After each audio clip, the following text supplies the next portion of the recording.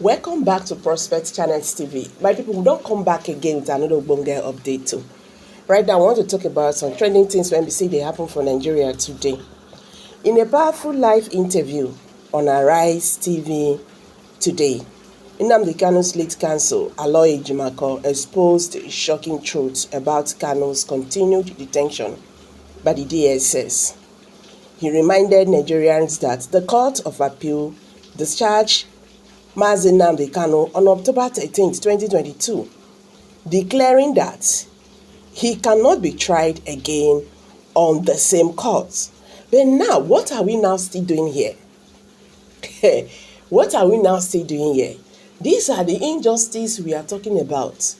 If Nigeria is a working state, this should not be happening.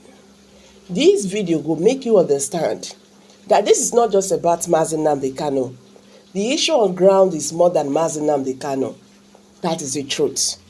Yes, this issue of Nnamdi Kanu versus Nigerian government, with what Ejimakor have said to the world, what he has exposed to the world, you will now understand that this is not about just Nnamdi Kanu. I beg, make we hit the video. I will be right back. Please kindly subscribe, like and share, and don't forget to give us a thumbs up. Thank you.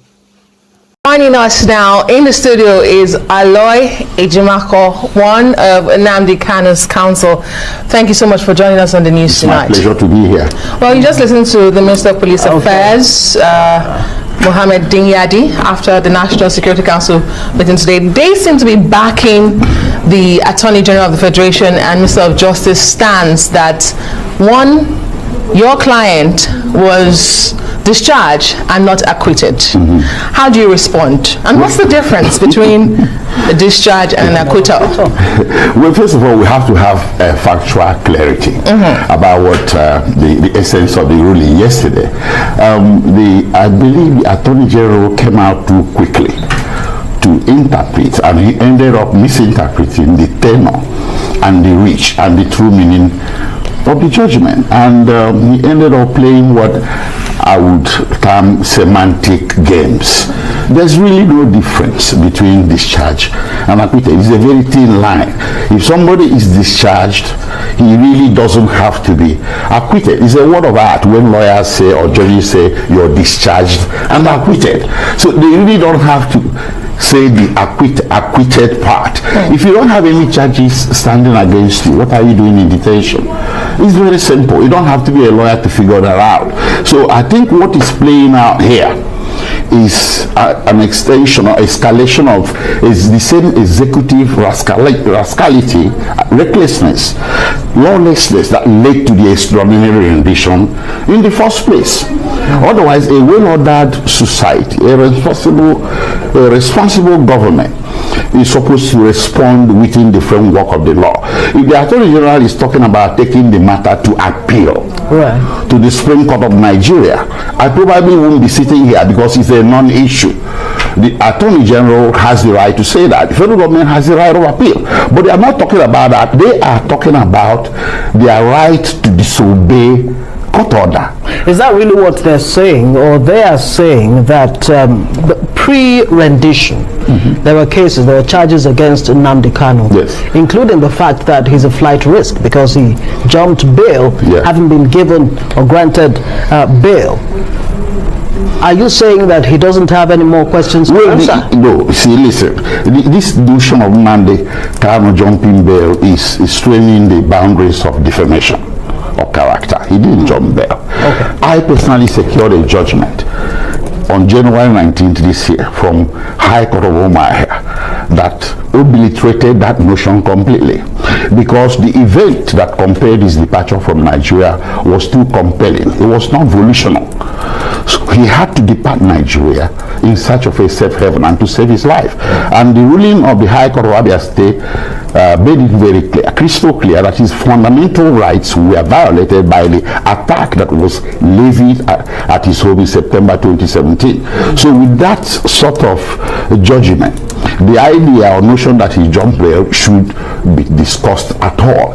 Now, talking about pre-rendition offenses, before you can try anybody for any offense, whether pre-rendition or post-rendition, you have to create the legal environment for transferring a fugitive from one country to the other. And the proper legal environment is called extradition. The absence of extradition has created a permanent barrier to the prosecution of Nnamdi Kanu, and there is no way around it. The federal government committed egregious violation of international laws and treaties and laws of Kenya and laws of the Federal Republic of Nigeria in engaging in that conduct that he did on June 19 last year. So there is no more question of pre-rendition, and the pre-rendition offenses you are talking about have been voluntarily withdrawn by the federal government. They were actually for treason, conspiracy to commit treason, defamation of the character of the president, and 4, illegal importation of radio equipment. 3 of those were voluntarily dropped by the federal government. They left in place only the illegal importation and padded it up with 15 counts of terrorism offenses. And the court dismissed some of them and left the other one. Now the appeal court has dismissed or struck out the rest of them. So if you don't have any charges pending against somebody and holding him in jail, you're either persecuting him or you engage in an impermissible conduct that the Supreme Court calls holding charge, and is unconstitutional. So help us understand this, because you said, you know, it's not compulsory that the court uses the word acquittal. But is it not true that if a trial has not taken place, then you cannot talk about an acquittal? In this case, would you say a trial has taken place? No. If a trial hasn't taken place, then there can't be an acquittal. So he hasn't been acquitted. No, no trial has to take place for you to be discharged of criminal charges. To be acquitted. To be discharged. No, he has been discharged. The argument is over him being acquitted or not. I already told you at the beginning. And that's what I'm saying. To clarify that, as a lawyer, would you say a trial has taken place? If no, do you not say that an acquittal is possible only when a trial takes place? No, it's not correct. You are importing into what the Attorney General said what he didn't say. He didn't say that a trial has taken place. Of course, it's a standard fact known to everybody that no trial took place. It's also a fact in law that you can be discharged and acquitted without trial taking place. Attorney General knows that. He's just playing games with the public, mind of the public, and it's unfortunate. I don't think this ought to happen. But if you leave the legalities aside, this is the sort of thing that stokes political tensions in society, and it can trigger a nasty diplomatic brawl with Britain. You forget Nnamdi Kanu has a second nationality of United Kingdom, and this kind of gives you a deja vu back to 1984 when Nigeria attempted to rendition Omar Diko, and it led to countervailing consequences. 4 persons were convicted and jailed in UK.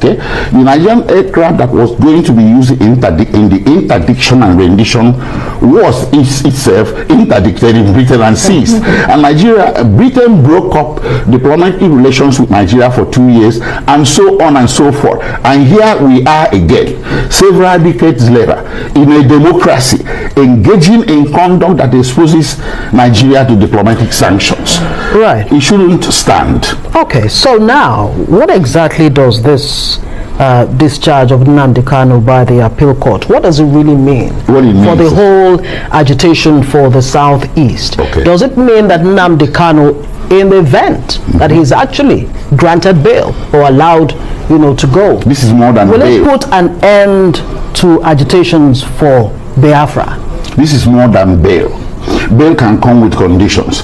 If you're granted bail, you are still a ward of court. You may be required to report to police station, report to court, confined in a certain geographical area, but this is a discharge.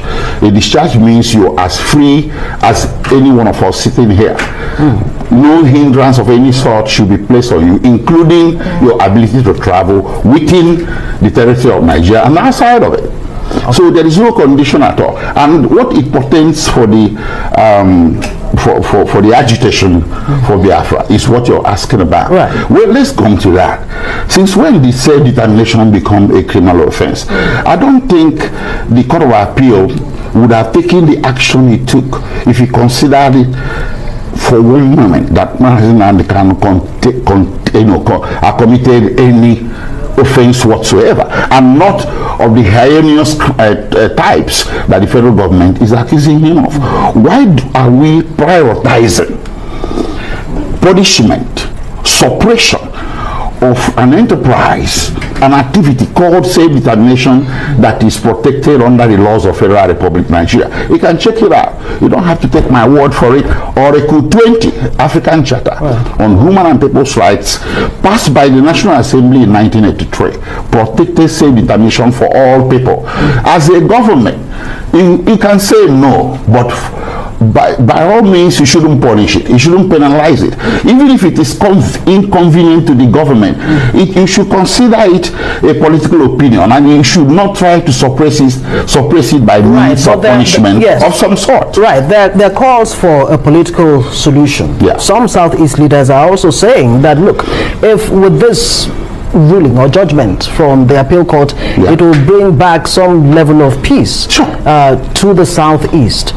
And my question is, what will that political solution look like? First of all, let me commend everybody that has made a statement tending towards that direction of restoring peace and security in Southeast. That is a very responsible statement to make, and I would call it on the federal government to look seriously into statements like that. So now, talking about political solution, agitation for a separate state is a political question. It's not a legal question. It's not.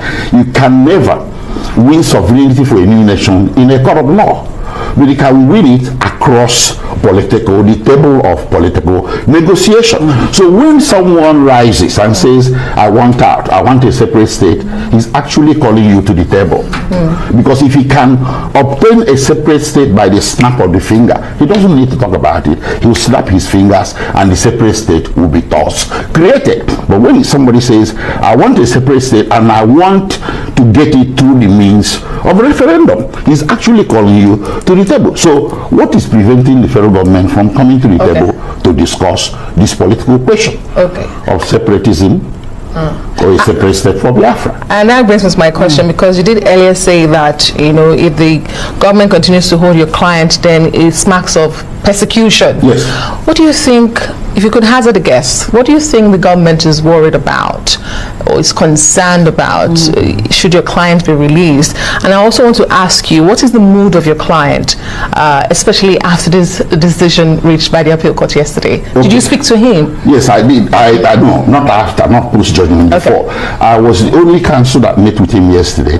Others, you know, deployed themselves to court. So I was with him till almost 5 p.m. at DSS, waiting to see whether we can get news of the judgment, so I could be the first to give him post-judgment legal advice. But it didn't happen, so he dismissed me. I went home. I'm sure wherever he is now, he's happy, and he's expecting that the government will do the right thing by opening the gates of DSS and permitting him to go home. So, but that is a supposition. Okay, so the other part of your question is what I missed. What do you think is the concern of the government? Okay, well, I touched on this issue briefly. It's very concerning and a bit puzzling that the government of the day should prioritize those agitating for self-determination as the #1 enemy of state. They shouldn't be at all, not even #1. The #1 should be terrorism. The government should be asked that question. Why are you prioritizing agitation for a separate state over terrorism? I mean, you're here permitting, okay, we heard that today the National Security Council met over this matter. Is the National Security Council the Supreme Court? Why should the National Security Council consider itself to sit in judgment over the judgment of a properly constituted constitutional court in the land? So these are the things that are more worrisome to me. Why this priority? Why this undue attention? And that is being removed away from the #1 things that are dogging the society. #1 is terrorism. And the other day, you had a jailbreak at Kuje, and National Security Council did meet over it. Tales of Boko Haram people were released into society by Okay, their well, they did meet over it. I must point that out. Oh, they did meet on that and many security issues afterwards. Well, I stand corrected, but you see, the reason that I probably might have missed it because this government has shown a proclivity not to take terrorism, fighting terrorism seriously. They have shown an inclination to be targeting people that are agitating for a separate state, and it's very puzzling. I'm as puzzled as you are. You have made a great point on that already. Now, is the difference? Let's go back to the issue of the difference between an acquittal and the discharge. Okay. In the case of an acquittal, right, you cannot be recharged, but when discharged you can be rearraigned. So it's not a closed book yet. That's what it means on this Nnamdi Kanu case. Okay, let me give you an example. If I walk out of here right now, this is a jail with detentions, and I walk out on a discharge, it doesn't give me immunity from further prosecution, but I have to be allowed to walk out first. The court order that Nnamdi Kanu has been discharged, you obey the order first before you can bring up any new charges. But when you do that, in the unique circumstances of Nnamdi Kanu, there's a problem. Nnamdi Kanu is in Nigeria through a process that breached the law. So what is the fix? I can't tell you everything. I'm not here to give legal advice to the federal government. But there's a fix. One of them is to obey the order first before you talk of bringing up new charges. You have to obey the order by releasing him. If you hold him absent of charges, you have violated the constitution and you have turned the prosecution to persecution. All right. Hi guys, thank you very much for staying to the end of this video. I believe he has educated so many of us who do not really understand what is happening. What is Mazi Nnamdi Kanu facing right now? Is this persecution? So guys, let's hear from you. Share this video, let it go viral. Thank you. See you in my next video. Bye for now.